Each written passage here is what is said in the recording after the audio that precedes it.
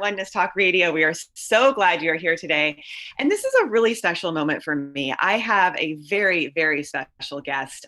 This woman is one of the most empowered women I've ever met. She happens to be the ex-partner of my teacher who just changed my life when I was about 19 or 20, really believed in me and my intuition and just ability to create a business and life that I loved. And this woman later, actually, when I first met Michael, my teacher, this woman had not even met him yet. And so I had the gift of being able to meet her, I want to say like 10 years later. And she has walked her own journey from pure intuition and pure love, and really, I even want to say enlightenment. And so I just feel like such a gift to be able to bring her to the show because she really is that embodiment of love, and just I know is going to bring so much good stuff here of how you can follow your intuition and really boldly live a life that you love. So Sandra, love, welcome. And if you want to share anything else, please feel free. Oh, that's wonderful. No, thanks. It is interesting how I heard so much about you prior to meeting you, and then when we finally met, it's wonderful to be able to having heard the stories of how you progressed, and Mm, then to see you keep on progressing and actually making it a value of yours mhm. to live like walk the talk. Yeah. There's a lot of people that are in our business that they say, or they, you know, pretend that they're a certain way and they really aren't. Mhm. So it's very cool. Yeah, you really Very can't pretend. I don't think you can pretend when you're following your intuition, right? It's like I notice even my clients, if I'm having an off day, they're like, what's going on, right? right, Like we right. are who we are. Like you can't, I really don't believe you can fake it when you're following your soul because it's just so transparent, right? And Mhm. so it's like, how do you move, I think, back into a greater alignment with your soul? Like I just sent out a newsletter this morning about that of, how do you stay in alignment with your soul, because that is the highest part of you. Do you have Right. anything on that, Sandra? Well, it's interesting. I've been doing some work on that. After Michael had passed, I was just floundering, and I didn't trust myself. I didn't know, which direction to take, and I was scared. Actually, I was terrified, and I didn't. There was times that I didn't really even want life to go on. It's like, is this even worth it? I don't even, I don't want to do this. And I remember doing a meditation, and I actually named my soul Gracie. And so I started to actually create a dialogue with Gracie. And I've done so ever since. And so I really thought that I made the commitment a long time ago that I no longer wanted to do the spiritual bypassing that I was doing in the past. Like everything was all good. It's all light. It's all perfect. And in deep down inside, I wasn't trusting myself. And then I thought, how does this happen? How does this happen that we stop trusting ourselves? And I have a theory. I Yeah. think what happens when we're little kids, and our intuition is wide open and we are reading energy, just there's no filters really, right? And we have this sensation like, hey, something's wrong here.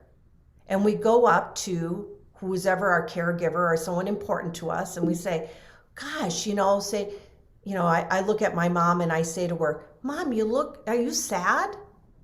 And because everything I'm seeing, everything I'm feeling feels like Mom's sad. And Mom goes, No, no, no, I'm okay.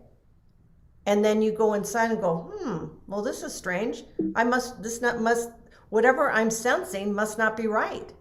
And you just have more and more of those occurrences. And then pretty soon you just put that little part of that intuition, you put it to sleep. You don't listen anymore. And for me, I had to reawaken it. I'm the one who walked away from my intuition. Intuition didn't walk away from me.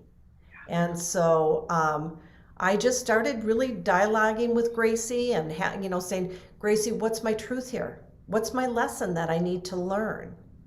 And show me, make it clear. And that has been a really big gift for me, super big gift.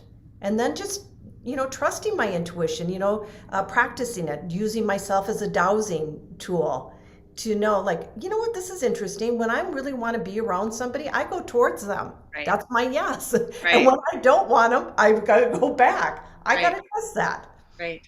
Yeah, So that's been absolutely. really helpful for me. Yeah, I love that.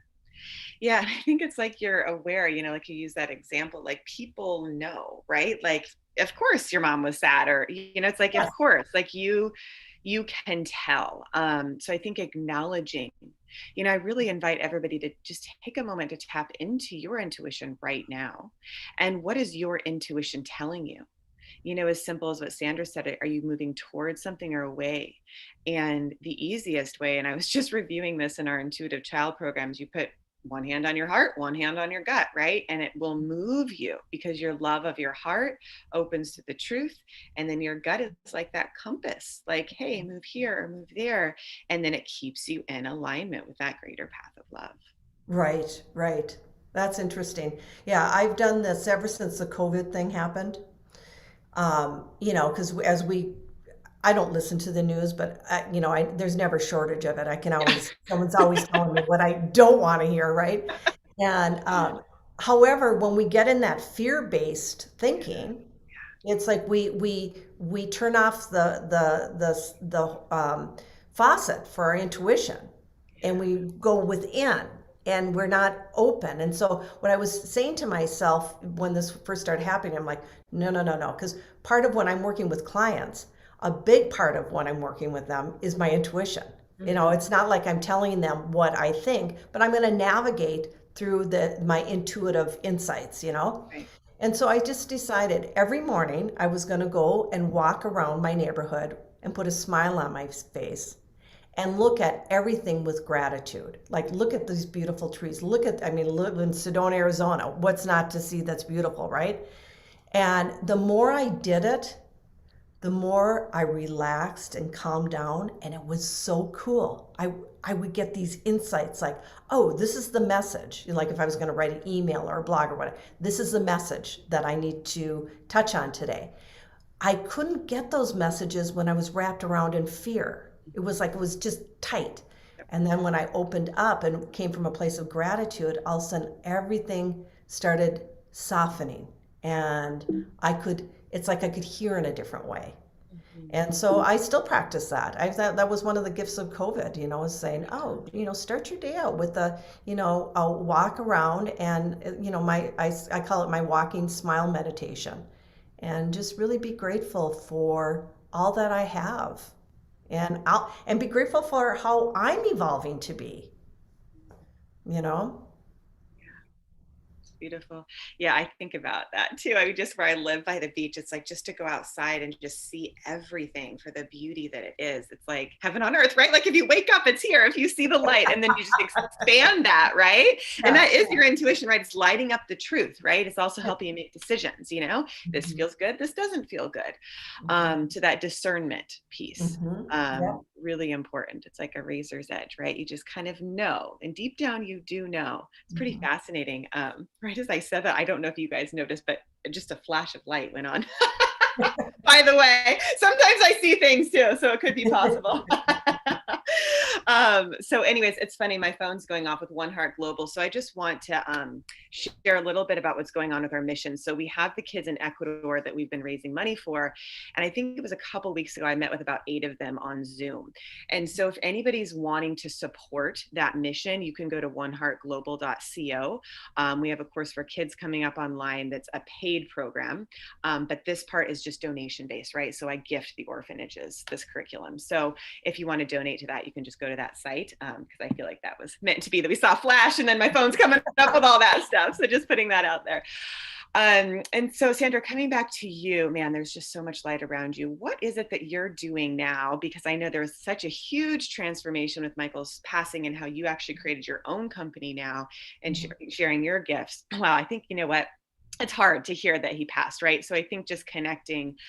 So for those of you, just to kind of catch you up on the story, Michael, what was it? 4 years ago did he Great. transition?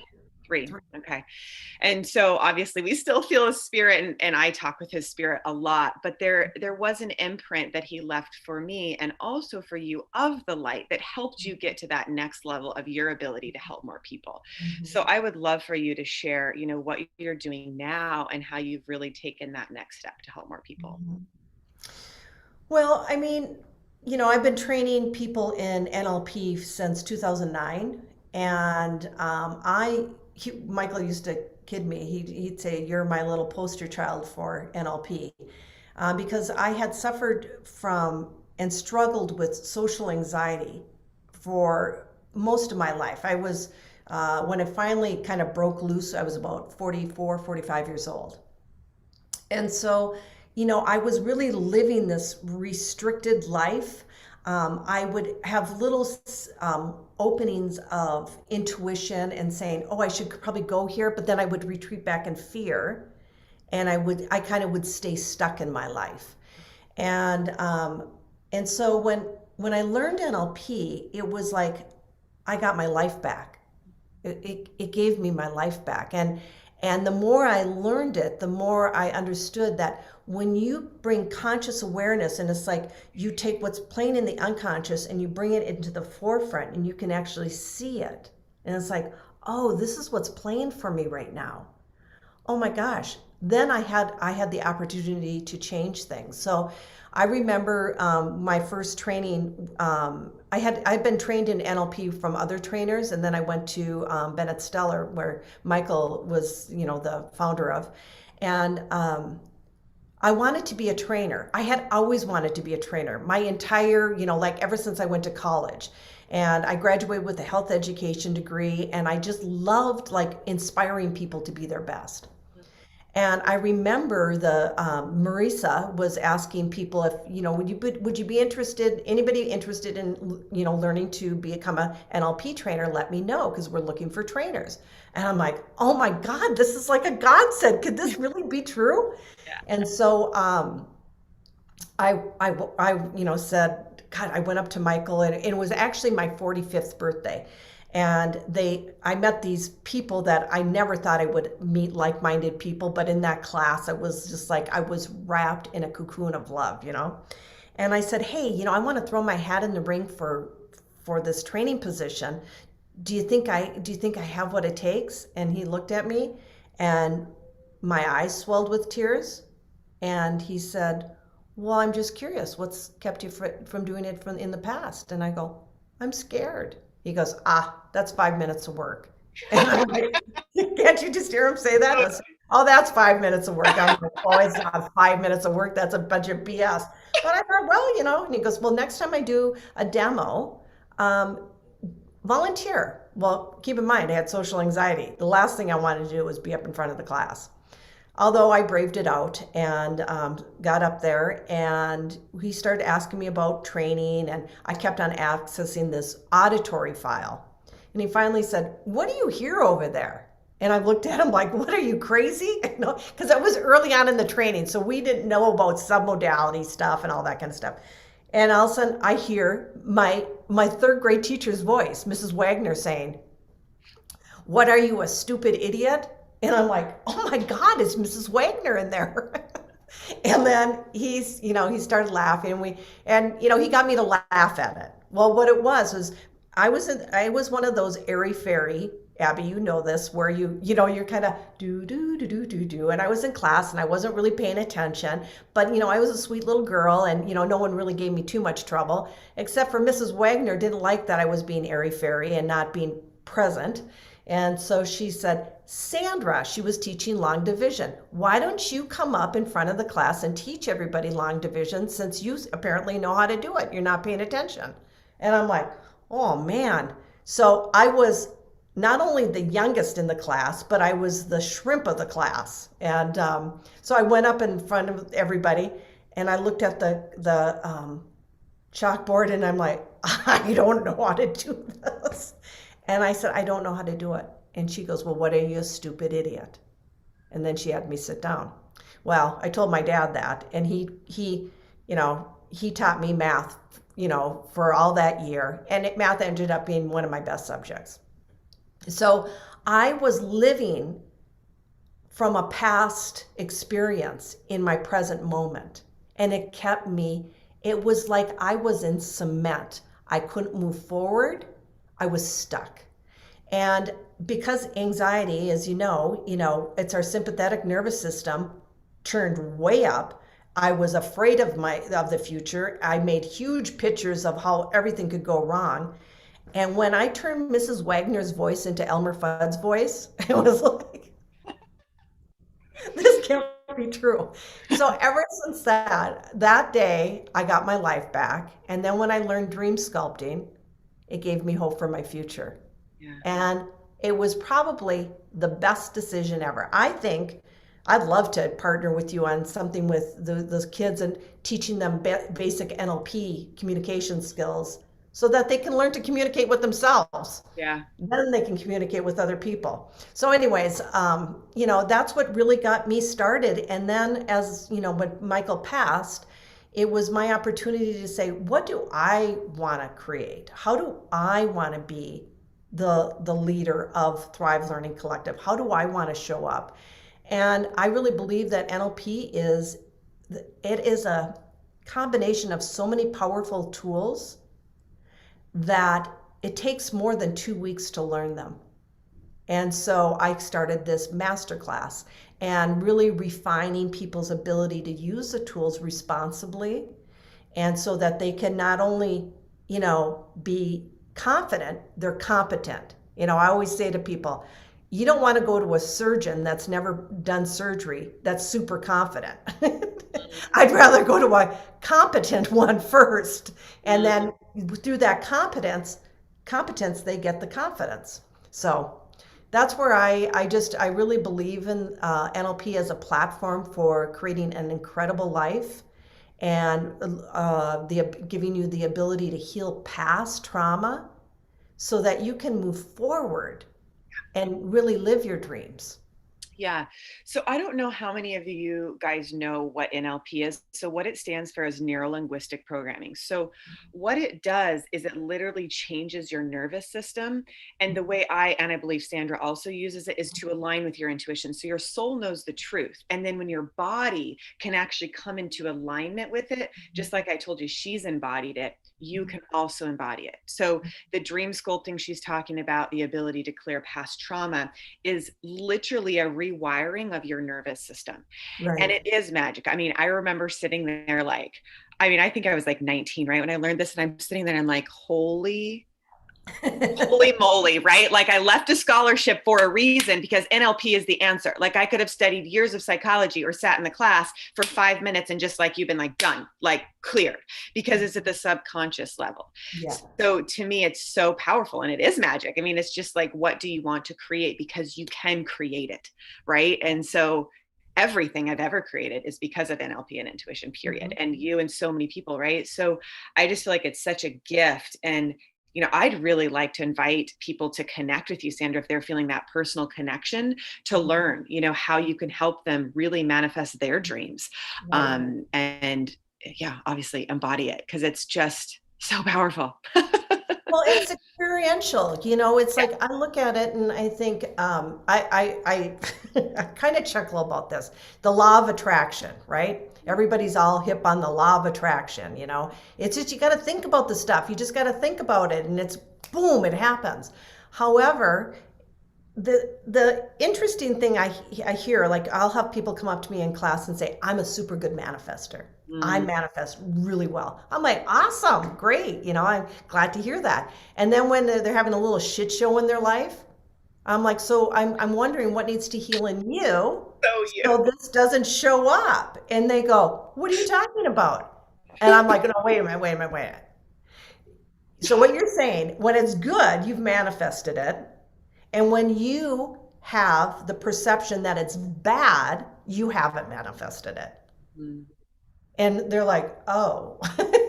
And so I think what happens is that when we do the work, and we do the work of releasing trauma and getting the lessons in life, in my map of the world, I don't believe in any mistakes. I just don't believe in them. I believe that there are lessons that we are served, and we can either learn the lesson in a small way, or if we don't listen to our intuition when our intuition says back away, turn the other direction, but we keep on going forward, we get a little bit stronger lesson and a little bit stronger until you just, I call it the 2x4 moment. You get smacked upside the head with a 2x4 and you go, okay, I got it. And so when we release the trauma, that field of energy can flow and we can receive that information in such a pure way, such, like so steeped in love that even when you're saying no to something, you do it from a loving heart. It's so powerful, and really beginning to, really stand and love yourself. You can't love anybody more than you love yourself. You can say it's love, but a lot of times that love hurts. And Michael did teach me one thing that has always stood with me. If it's love, it doesn't hurt. And I'm like, yeah, you're right. There's a great book. I'll have to text you the name of it. I can't remember, but it's all about love and how love doesn't hurt. That's not love. It's everything that we're going through in life. If we're struggling with it, it's the meaning that we've assigned to the experience that's making us struggle. If we actually, like when we're in a lot of pain, I had to do this myself when I lost Bennett Stellar and I had to close it right like that. I had to just bring it in and say, thank you for teaching me my resiliency. Like I could still go on, even though it was painful and all that, because I had put a lot of years into that business. I still moved on. I was resilient because the only thing we have control of is our response to our experience. That is the only thing. Because I can't control anybody out there and they can't control me. However, I can control my response to it. And that is liberating.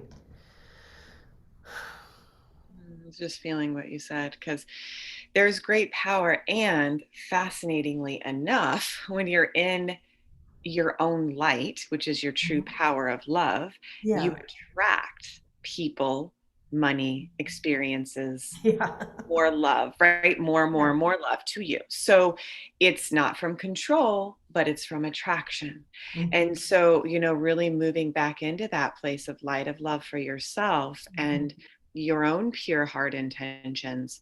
What is it you want to experience? How will Mhm. that feel? What's stopping you from already having that now? Those are the Yeah. blocks to clear with NLP, right? Yeah. But to get on that path so you can have that. Hmm. Well, and I think it's kind of, I've just noticed, I don't know if you notice this with your clients, but this past year, I've worked with clients, excuse me, when they show up, oftentimes their sympathetic nervous system is so on fire, they're not even at a place to work, like to really do the work. And Mhm. I have just noticed that the more that I teach people how to calm this nervous system that's throughout their whole body, and how, the way we eat, and are you kind of subjecting yourself to unhealthy habits, because habits can be good too. We can have good habits that are actually supportive of us, and then we can have some not so good habits when we're feeling anxious and depressed and all that kind of stuff. And so I've noticed through this last year, I'm really working to teach people how to calm their nervous system down, because oftentimes we're making decisions from a sympathetic nervous system, and it's having a long-term effect that's not very good. So we're making a decision for people that are first to hear about this type of sympathetic versus parasympathetic. Sympathetic is, your fight or flight or freeze. There are a lot of people right now that are frozen in fear. They're scared. They are so uncertain about their future. They can't even get a clear vision of what it could be like. And then our parasympathetic is our rest and digest, and it's our healing, our nervous system. And our goal in life is learn to navigate in and out of those, because it's like I always think of the perfect balance of that is when we were little and we were playing hide and go seek and we were being chased and we're like, oh, and then we're safe, and so our body could get all and then relax. And with dealing with trauma, people who have had trauma of the past, when we heal that, it allows the person to go in and out of the sympathetic, parasympathetic system much easier instead of always being on alert. I mean, I'm sure you've met people where, they're always they're watching, right? Because they were brought up that they had to be hyper vigilant. Well, God, being hyper vigilant is exhausting. And it's not where creativity lies, right? That's not where we're going to see what we could be in the future. It's very restrictive. So yeah, that I just have noticed a huge difference in that. And then these same people that are highly affected by what's going on in the outer world, they tend to be drawn to watch the TV. And it's like, don't watch it. Don't go on the news. If it's bad enough, you'll hear about it. Yeah, I know. It'll come through friends or other places. I know I don't. And then I'm like, I'll intuit everything. And then people will come back to me and tell me exactly what I intuited. I'm like, all right, no worries. I didn't need to listen to the news. I already got it. And so it's just kind of like, yeah, whatever you need to know, I believe will come through your intuition or people you love, right? Sure, sure. Yeah, that's for Filter sure. some other fear and stuff if you're getting it from the media, right? So, Yeah, yeah. Interesting. man, so what's coming through, Sandra, is this sounds really funny, but I just noticed as you were talking, there is so much love in your hands. Like I just remember even doing this work with you when we do anchoring. So there's something called anchoring where you anchor on the physical body, right? And I remember she would touch me with her hand to do anchoring and I'd feel that love.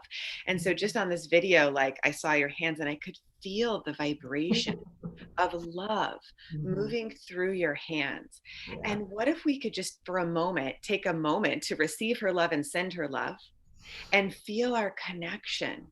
That love is that greatest power, right? So when we recognize it in another, we're seeing it in ourselves. When we Mhm. send it to another, we're sending it to ourselves.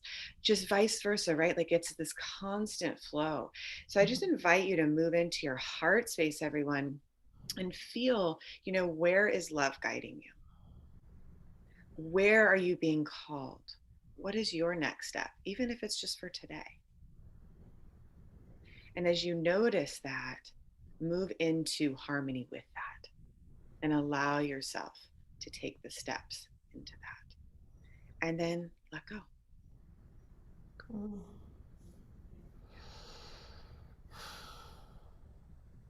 And we're all in it together. It's funny, just the timing of this, right? It's I think because we have a history of years of knowing each other, there's a softness and like, oh, like I am okay, right? Because of that. So it's like we build these relationships and maybe in your own life, everyone just look at where are the relationships of love holding you up, right? And reach out, connect. I think it's like I see this web of life right now, right? Just let it support you, right? Mhm. Yeah, and it's also surrendering, there's a level of, I used to, this was a huge struggle for me. I was always the giver. Yeah. I'm so giving. I, I got it. I'm going to do Yep. it all. Yep. And I realized I'll never forget having this insight that I was like, oh my God, that's a level of control Mm, because I wouldn't receive. mm, I was always the giver because that's safe, right? I was in control of the situation. And then when I just opened myself up to receive too, oh my gosh, my life just became so much richer. Had friends that, since that time, I have developed friendships that are so pure of soul and heart and love that, wow, it's like, I don't ever want to have anything less than that. mm. Yep. I've gotten spoiled to be able to, it should be a give and receive. It should be that, I should, it, enjoy it. Enjoy this beautiful way of being, learning to love, not to be loved. There's so much, like people will say to me, what I really want is I want unconditional love. Well, you just put condition into love now Mm, because love is love. And the more, if I'm loving Abby in all of her totality, and I just love you, I just let you be you. mhm. And then you being you can love somebody, and it I don't have to worry about it coming back to me. Hmm. It's just there. It's just there. And that was probably the biggest lesson I learned, because a lot of times when Michael was going through his death process, people would call me and tell me what to do with them. And I'd be like, "Well, wait a minute, hold on." I last I checked, this was Michael's process, Yeah. and I'm going to hold a space for him to navigate his death, because death is just a part of life. And it was probably one of the most proudest moments of my life to be able to hold a space for him to navigate this the way he needed to. It wasn't my agenda. And I loved him throughout the whole process. And I've done that with my parents, done that with my children. Whenever I feel like I'm getting too involved, like I got to control and I got to tell them what to do or whatever, that's not love. That's not love. That's control. Mhm. Yeah. And conditions. Yeah. Huh. Yeah. I was just feeling into the light of his process of the transition, right? That the soul Mhm. kind of goes on its own path and we Yeah. can be there to hold space, but it's not forced, it's just allowed.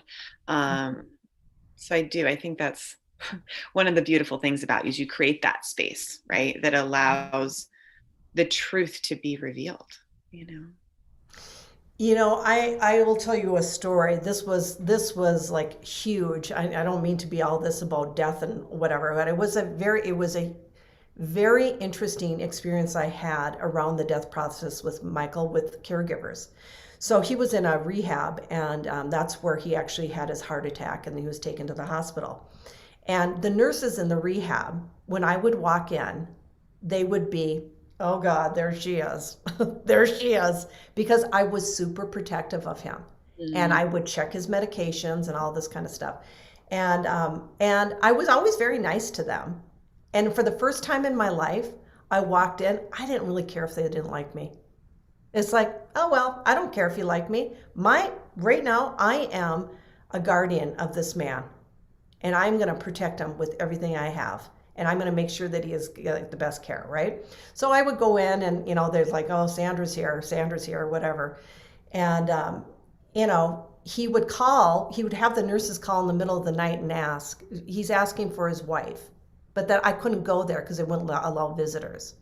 So I would just be like torn. So then he has his heart attack, and he's in the hospital. I'm in the hospital, and then he passes. I go to get his things, and this is where love was negated in this whole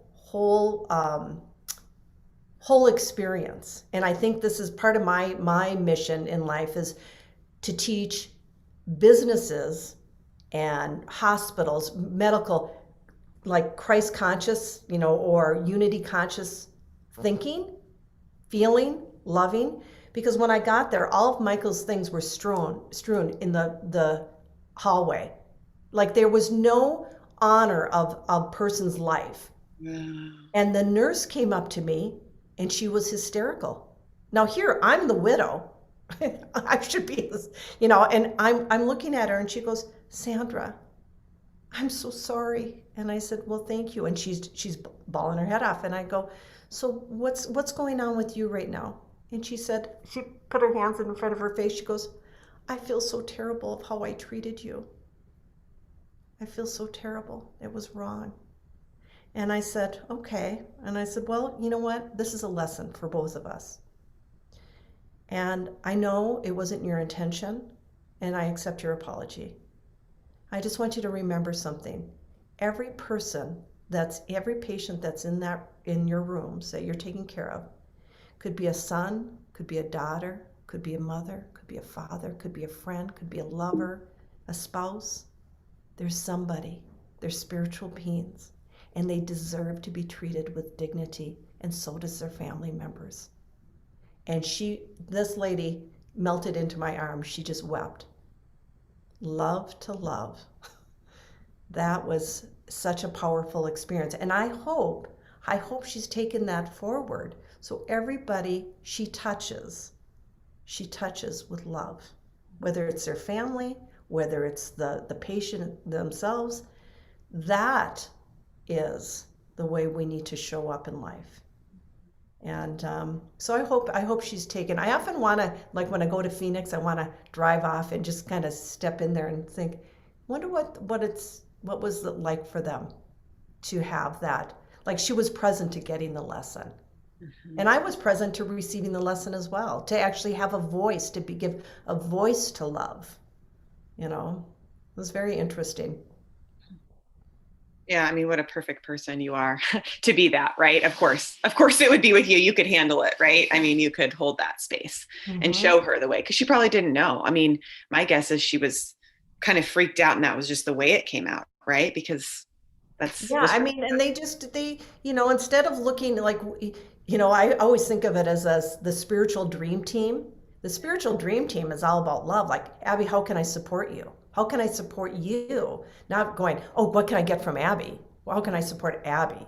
You know, or you're working on a project collectively and it's unity consciousness. How can we show up as our greatest good? And when shit starts happening, to take a step back and be responsible, saying, hey, what is my part in this? What is my part? And then be responsible to take ownership for it so that you can move past it. And then our connections grow deeper and stronger and more loving and more kind. And, we can have as we know in NLP, one of the things is to learn how to be influential, how to bring people from a state of fear to faith. How do we do that? And part of it is through communication and communicating from the heart, not the ego, the heart. And just, allowing people to find their way. I had compassion for that nurse. I don't know what it's like to be in her shoes either, having family members tell her what to do or whatever. And yet I could be present to her pain as well, you know? Yeah, I would love for you to see if there's anything that comes through about moving from fear to faith. Even just like a 5 minute, it's almost like I'm seeing from crown down to the heart to the gut, the way people can actually feel that, especially in these moments of great transition, you could say, into greater Yeah, life. yeah. One of the ways I think is really powerful. So when oftentimes we don't even know where we're at. Like you'll be driving down the highway and your jaw's clenched, your fingers are wrapped around the wheel, and you're not even consciously aware that you're in fear. And so how do we learn to recognize that? And I think one of the really good ways to do this is to learn to calibrate your body. Like Mm. what does if do you mind if I do a little quick exercise? Not at all. Go ahead, of course. Okay. So think of so I always think of fear and faith. In our brain, in our nervous system, it's like we have two rooms. One's the faith room and one's the fear room, okay? And when we go into those rooms, they're full of filing cabinets. And each filing cabinet has experiences that are associated with certain emotions. And so fear wears many different masks, like exclusion, judgment, hatred, just feeling like angry or whatever. That's all fear based, right? And it's a mask we wear. It's not really us, it's a mask. And then we have love. And love has, oh my gosh, I get tingles every time I go in that room. Love has, acceptance, understanding, compassion, trust, respect. That's the love room. Now, the thing is that we can't go into both rooms at the same time. Can't do it. So we always are at a point of choice to say, which room do I want to walk in? And when I walk in the fear room, I connect with all my fear beliefs. I connect with all my fear values. I connect with all my fear behaviors and all my fear feelings. And I act accordingly. And usually when we act from that, unless there's a saber-toothed tiger chasing us, we're not usually feeling good about it. for the most part. Now, if I go into the faith room, oh my gosh, I have all these new behaviors of faith and belief systems of faith and love and all that kind of stuff. And that leads me to behave in a whole different way. So, one of the ways that I teach people how to calibrate is that if you just take a deep breath in and you release it and you check in and think of all the words that describe fear to you, like anger, resentment, control, jealousy, a state of wanting, judgment, rejection.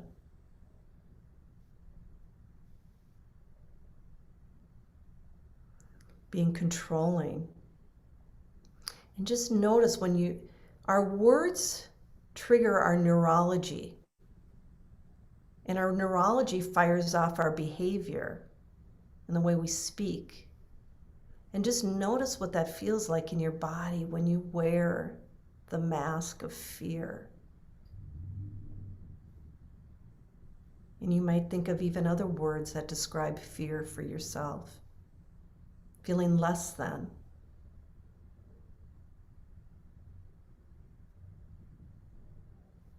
And then open your eyes. Shake that off. And as you pay attention to what was that like for you, most people will describe fear as tense. They roll in, they kind of make themselves small, or they puff themselves up. But once you understand, oh, that's what fear feels like to me. Sometimes you get tightness in your jaw, fluttering in your heart that's, tense, it feels anxious. Once you know that, now you record that in your brain. Oh, that's me feeling, that's the place of fear for me. So now, let's go to that place of love. So close your eyes. You're so good at this. And take a deep breath in. And when you exhale, place your left hand on your heart. And bring your conscious awareness to that beautiful heart of yours. And bring up a memory that reminds you of such a beautiful experience of love. Perhaps you gave love, or maybe you're receiving, or maybe it's a little of both.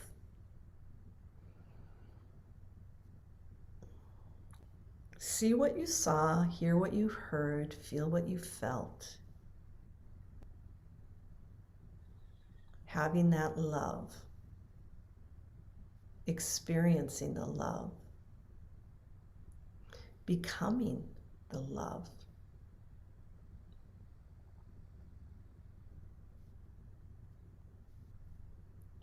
And let's think of all sorts of words that describe love, like acceptance and understanding, compassion, joy, excitement.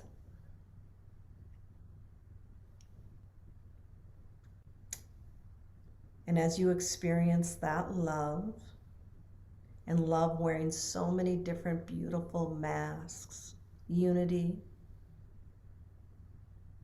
being more concerned with loving someone versus being right, that love. Stepping towards someone in need and loving them, holding a space. And just notice what that feels like in your body.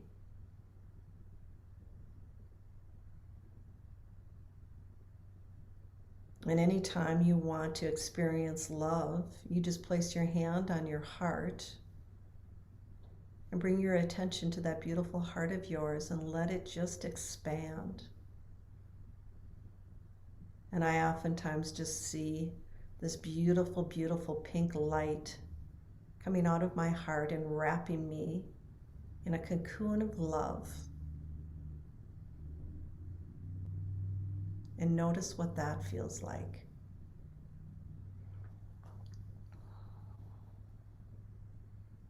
Teaching your body, teaching your conscious awareness to become aware of what love feels like. Take a deep breath in and then release and open your eyes, coming back to the present moment. Hmm. It's really powerful. I felt a lot of discernment. And I think that's fascinating that we talked on the show about discernment. And then personally, one of the gifts I get is I get to share with speakers my personal life. So before we went live, we were talking about that, right? To discern what is love and what isn't. So it's very fascinating as I was doing that with you to keep my hand on my heart. And so I invite us all to just take that in, that experience, whatever it was, and remember it. And one thing that I love about this work is the change is permanent because at a subconscious level, when we're changing, we're re-imprinting. Mhm. So your nervous system has an upgrade now, Mhm. and just an evolved awareness. So that was really, really beautiful.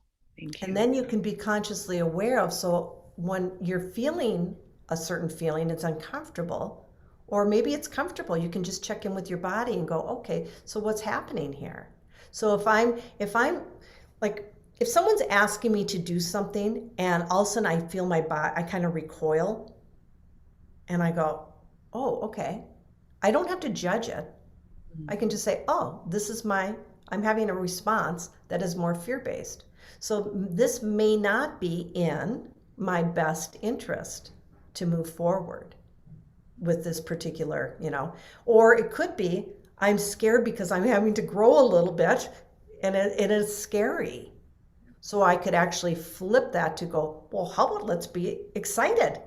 Oh, this is exciting. It doesn't have to be scary, it could be exciting because our words mean something. Our words are triggers. And so I thought of this when we got on today because it's cold in Sedona this morning. And I thought, do I want to say it's cold? Maybe it's just chilly. If it's cold, I'm going to be really cold. That's awesome.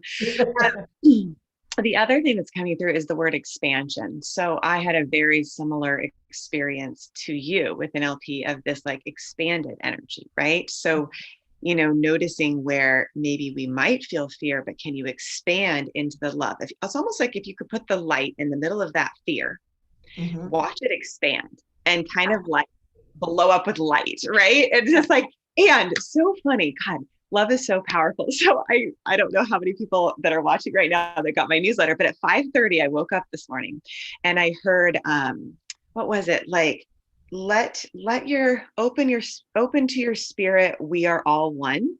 And so as I did that, exactly what I'm telling you right now happened is literally the room exploded with light, like all these beautiful little golden sparkles, like everywhere. And I was like, what? And so if one just sparks. So if we actually make that choice to move into the light, that light is love and it can actually dispel that darkness, right? So even if it's just a little bit, it's enough light to then attract more light, just like everybody listening right now. Mhm. So whatever your heart's desire is, your biggest dream. And, I just also sent out a video about your dream even being bigger than you, because it has to be to expand, because it includes more than just you. Right. Right. So that's the oneness. Right? Think of all the people you and I have helped and Michael has helped because we've worked together. Like, I mean, I used to do sales and marketing for that school. It was like, think about all the people we help because we connect. Mhm. So, just food for thought, right? But listen and feel what feels true for you because, I mean, I'm thinking of another client who's writing a book. It's like, I just keep supporting him, like, because there's so many people that want that. So, what is your message that is really meant to be served that when you bring it out, you help thousands more, right? Mhm. And it's kind of effortless in some Yeah. ways, Yeah, you like, get pulled towards it, right? yeah, It's like that's where I think it's really important to choose your emotions rather than excuse your behavior. So when I say we have a dream, we're going to do it. We have this dream we're going to work on together, and I've never done it. Maybe you've never done it, and we start getting a little fearful and don't know if we can, or we doubt. All that kind of stuff goes in. But if we invite the awareness of love into that constricted feeling, we start opening up to possibilities and like, oh, okay, well, maybe we could do it this way, maybe we could do it that way. And then we can move from that fear to excitement. Oh, well, it's exciting. And I always say, if it's not a little like, oh gosh, do you think we can do it or whatever, is it really worth doing? We have, this is like an invitation to grow, like you said, to grow and expand, to stretch. If we do the same thing over and over and over and over again, I mean, I don't know. I mean, I know that both of us are entrepreneurs. We couldn't live that way. It wouldn't work. No, I mean, there's certain things that work I keep doing, but if they don't work, stop doing it. Right. Yeah, Totally. yeah, yeah. And that's what makes life exciting, and we're always learning new skills. I just think of when people, oh, my heart at times aches for people that are just in the status quo. They're not expanding. They're not pushing themselves to be better, to learn more, to apply it. And let's keep in mind, learning is great. If it's not applied, it's just information. Right. Right. So I'm really big on applied learning. So gosh, yeah, if it's a little scary, that's okay. That's okay. But and when you bring love into that fear, check in. Do you still want to stay back in fear, or do you also need to start opening up to possibilities? Chances are you're going to open up to possibilities, and that's your direction to move forward.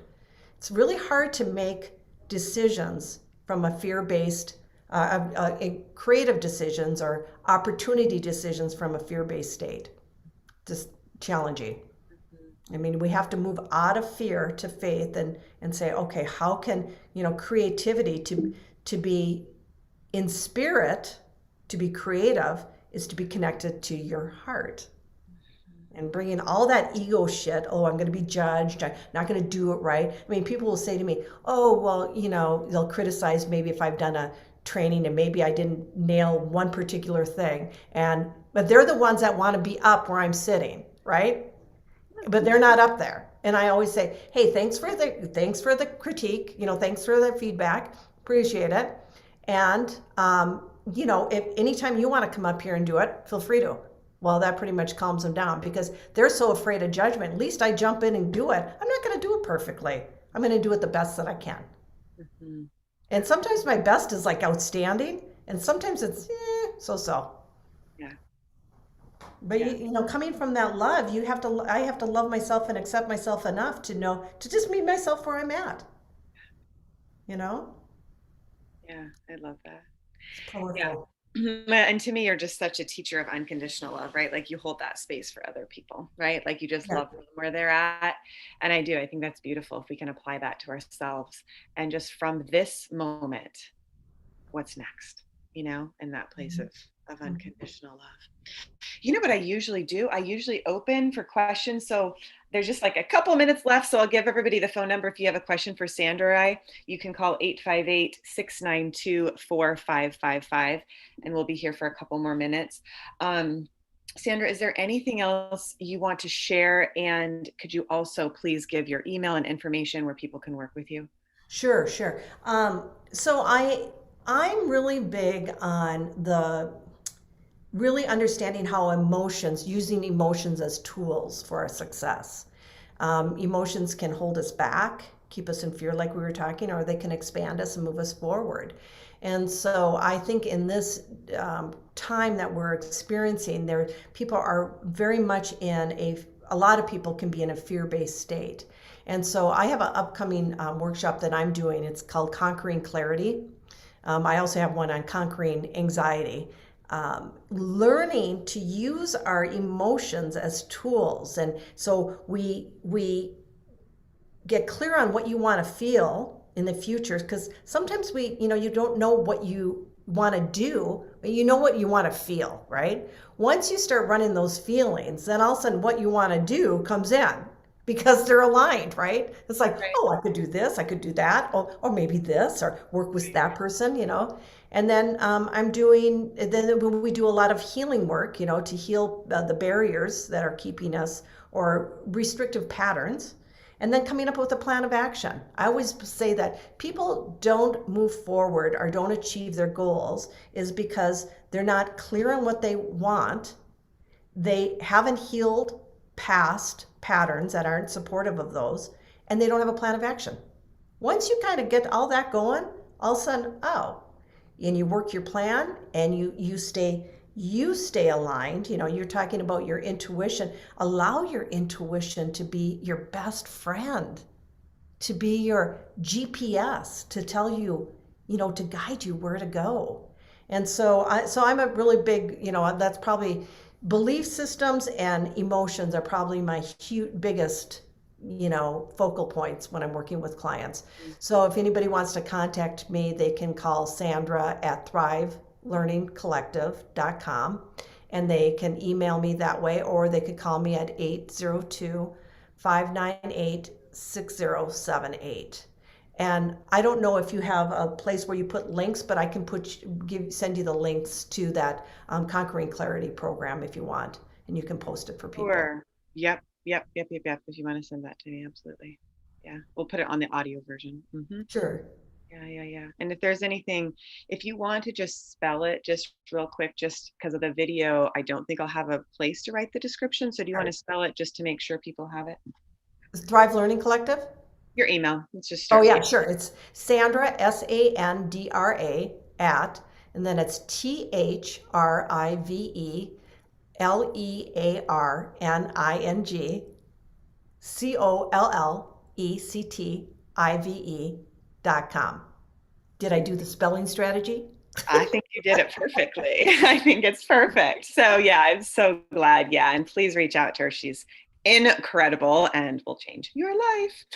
So, anyways, thank you so much for being here. Is there anything else you want to share with the audience before we log off today? Well, I just want to thank you for having me.